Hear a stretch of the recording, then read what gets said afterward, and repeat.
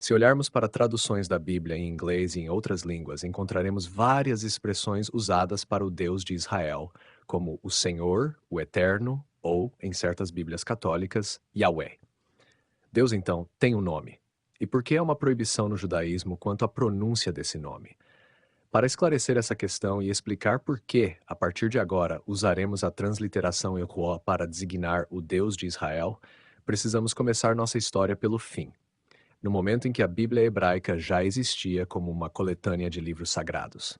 Essa antecipação nos permitirá responder a uma pergunta que pode parecer meramente técnica, mas que na verdade é também extremamente importante: a questão do nome de Deus. Uma questão que deixou uma marca profunda no judaísmo e, posteriormente, no cristianismo e no islamismo. O enigma do nome de Deus. No princípio, Deus criou os céus e a terra. Tanto a Bíblia hebraica quanto a cristã começam com essa declaração bem conhecida. No primeiro capítulo de Gênesis, Deus não tem um nome próprio. Isso pode parecer absolutamente natural se assumirmos que a Bíblia é um livro monoteísta. Se há apenas um Deus, por que ele precisaria de um nome próprio? Mas ao examinarmos mais de perto, encontramos a primeira surpresa. A palavra hebraica traduzida como Deus, Elohim, tem uma desinência plural e também poderia ser traduzida como os deuses. Um deus ou vários deuses. A mesma palavra pode expressar tanto o singular quanto o plural, e apenas a forma verbal indica qual é a intenção. Essa ambiguidade pode talvez ter sido intencional, impedindo-nos de decidir firmemente por uma possibilidade em detrimento da outra. Estaria o autor sugerindo que o Deus único contém em si uma diversidade de deuses? Ao passarmos para a segunda narrativa de Gênesis, que trata apenas da criação do primeiro casal humano e dos animais, tradutores propõem diferentes formas de designar Deus. Na maioria das Bíblias católicas e também em algumas protestantes, a narrativa relata o que o Senhor fez. Em outras, fala-se sobre o que o Eterno fez, e ainda em outras menciona-se um Deus chamado Jeová. Embora isso não seja evidente nas traduções, esses termos são, na verdade, traduções de um mesmo nome próprio, cuja pronúncia exata é um mistério para nós. Por quê? Quando os escribas começaram a escrever os textos que muito mais tarde seriam reunidos para formar a Bíblia, eles escreviam apenas as consoantes, como ainda ocorre no hebraico ou no árabe modernos, línguas com alfabetos puramente consonantais. Nessas versões consonantais, o nome próprio do Deus que aparece em Gênesis 2 e depois com muita frequência nos textos subsequentes é escrito Ekhavaya, e essas quatro letras são a origem do termo tetragrama, usado para se referir ao nome do Deus de Israel.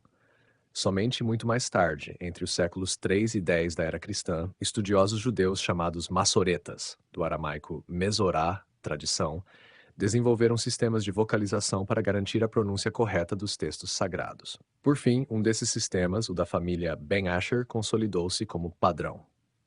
Foi assim que os escribas passaram a dispor de um sistema suficientemente sofisticado para adicionar as vogais apropriadas às palavras de um texto cujas consoantes haviam sido escritas originalmente. Para ilustrar esse procedimento, imagine uma palavra em inglês escrita Galus.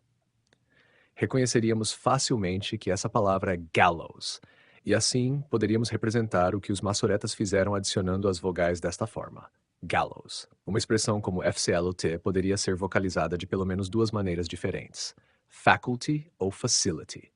Em casos como esse, portanto, os massoretas precisavam decidir qual o significado queriam atribuir à palavra ou expressão.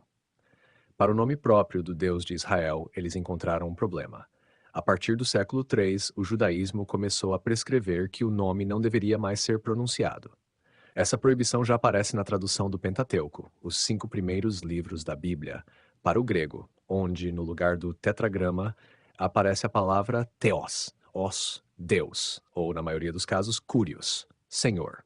Há várias razões para essa proibição.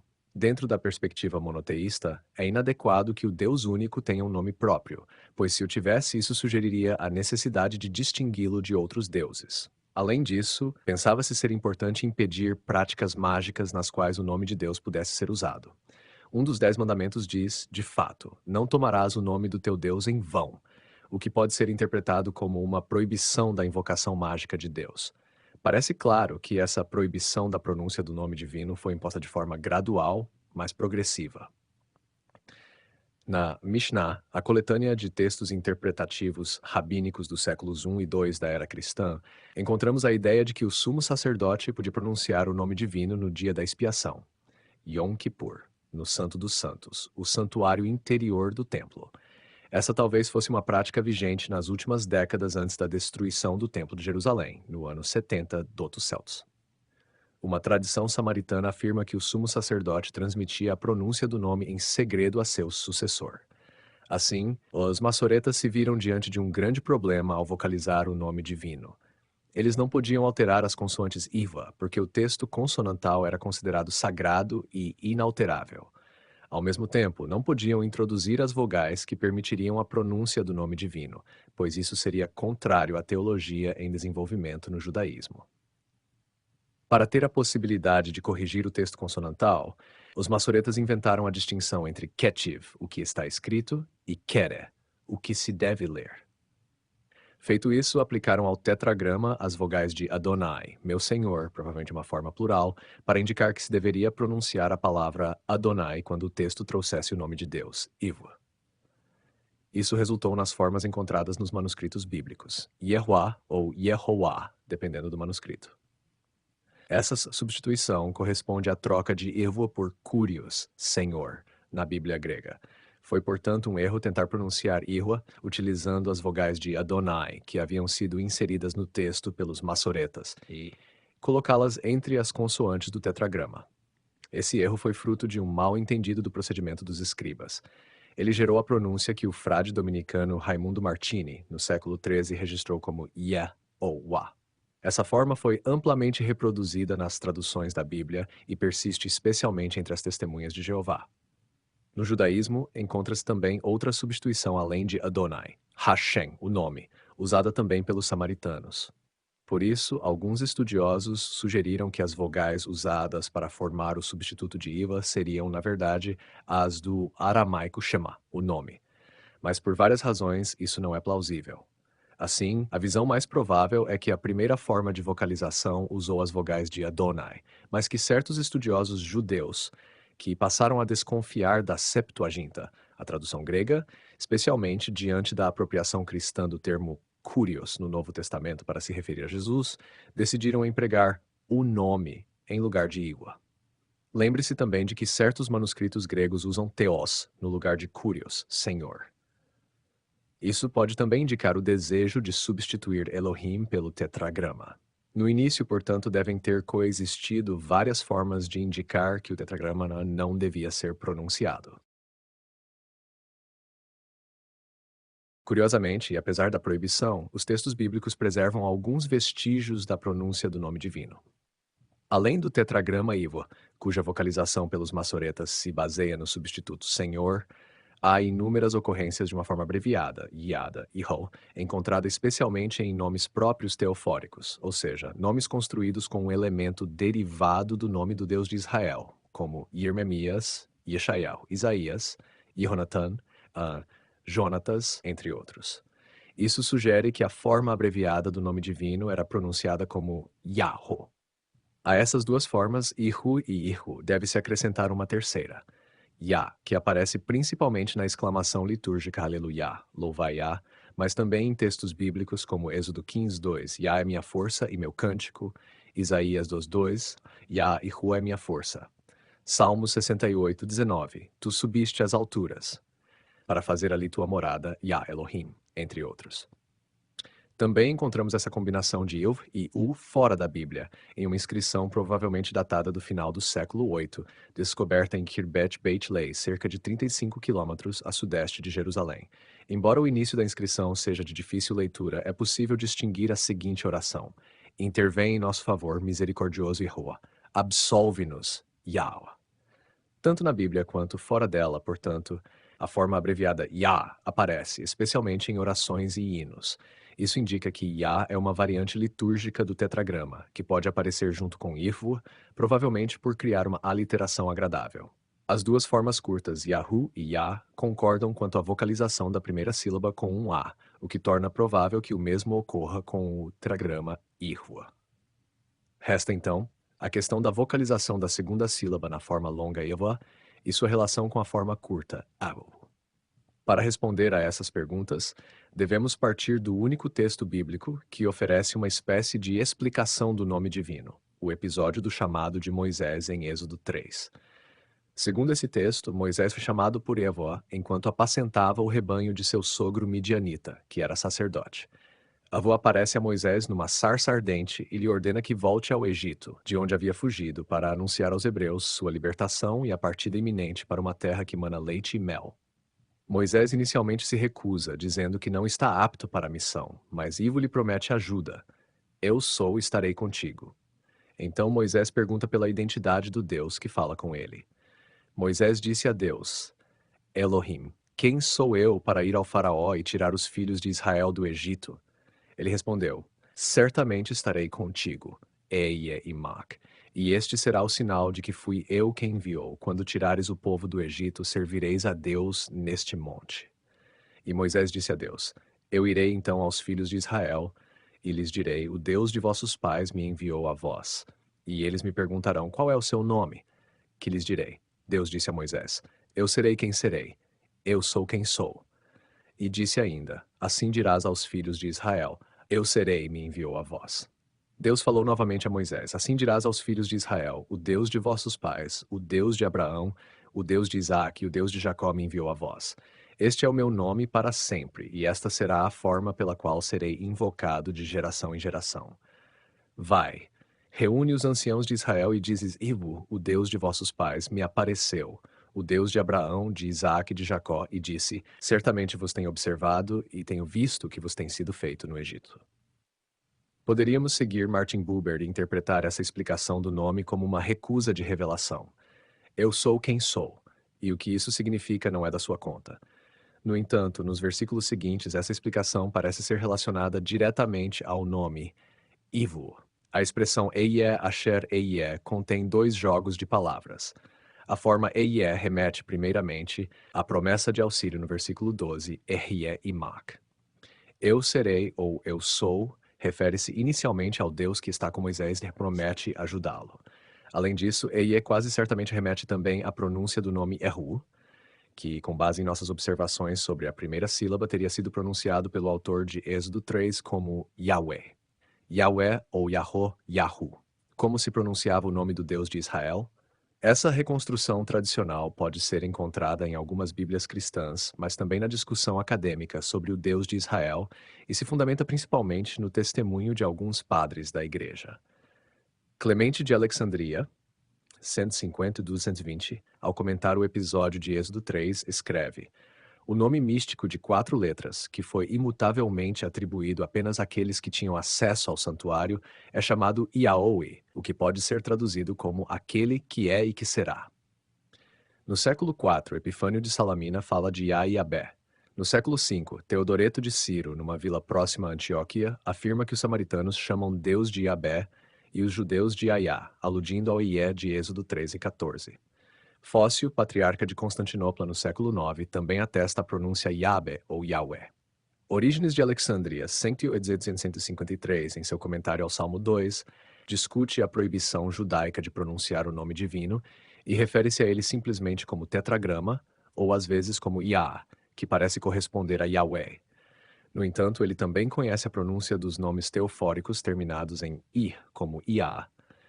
Em seu Contra-Celso, Orígenes cita Iá como sendo a pronúncia dos gnósticos. Quase todos esses testemunhos sobre a pronúncia do tetragrama vêm da era cristã. Fora Êxodo 3, o testemunho mais antigo provavelmente se encontra nas transliterações para o babilônio de nomes teofóricos de judeus residentes na Babilônia, no final do século VI antes da Era Comum. Essas transliterações usam Ia-a-a-u-u ou Ia-a-a-wa, que indicaria uma pronúncia como Yawa, forma que, com o enfraquecimento do A em RE, poderia ter evoluído para Yahweh.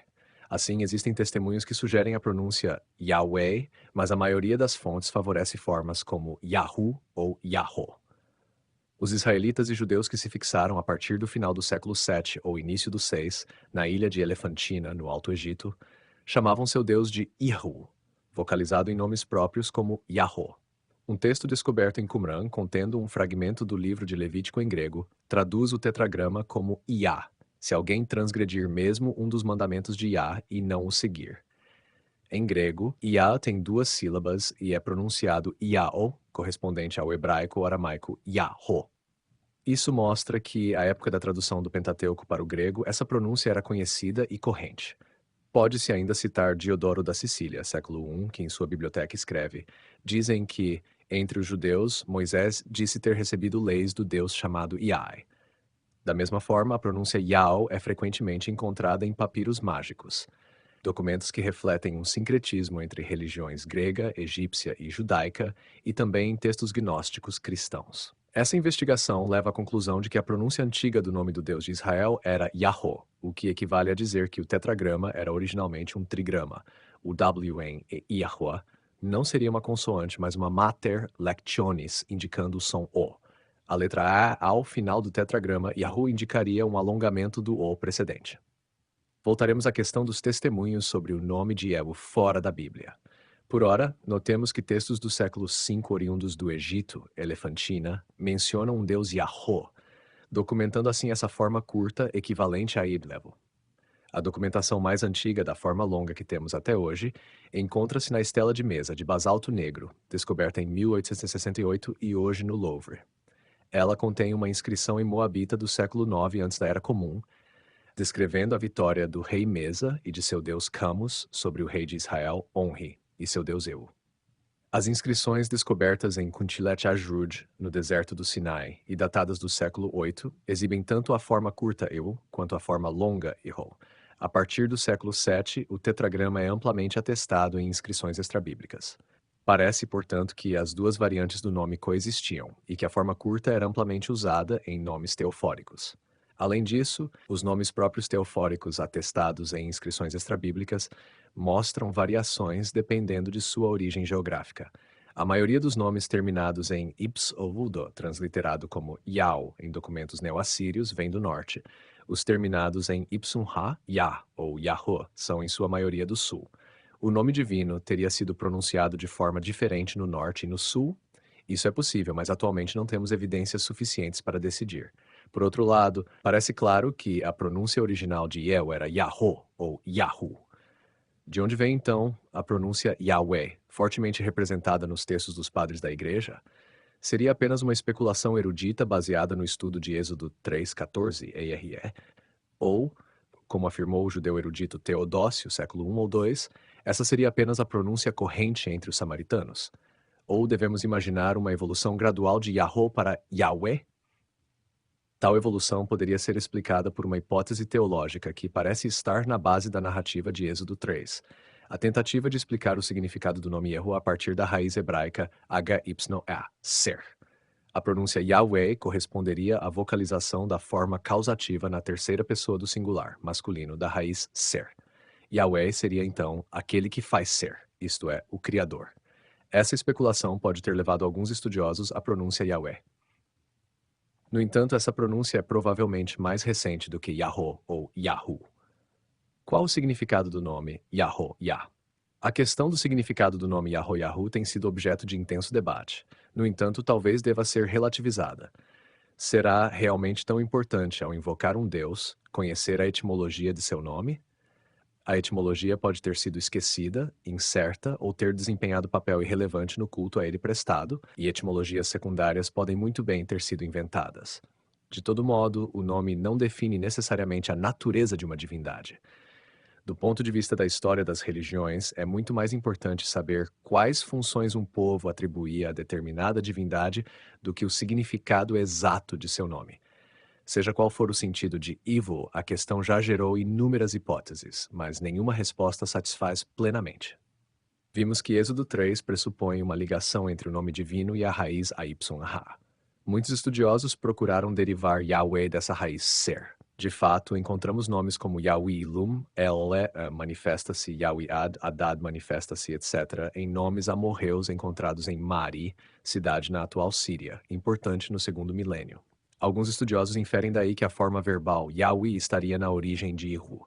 O fato de que, no caso de Ihu, ele existe, o nome da divindade existente esteja ausente, seria prova de que, desde o início, os israelitas tinham uma concepção mais abstrata de Deus, pois o invocavam sem nomeá-lo propriamente. Essa ideia, porém, depende fortemente de considerações teológicas e é historicamente improvável. Outros estudiosos partiram do A no prefixo de Yahweh, que indica, conforme a gramática hebraica, uma forma causativa, aquele que faz ser, aquele que cria. A palavra descreveria, então, uma manifestação do Deus El, cujo nome completo teria sido Yahweh Israel, El da vida, cria Israel.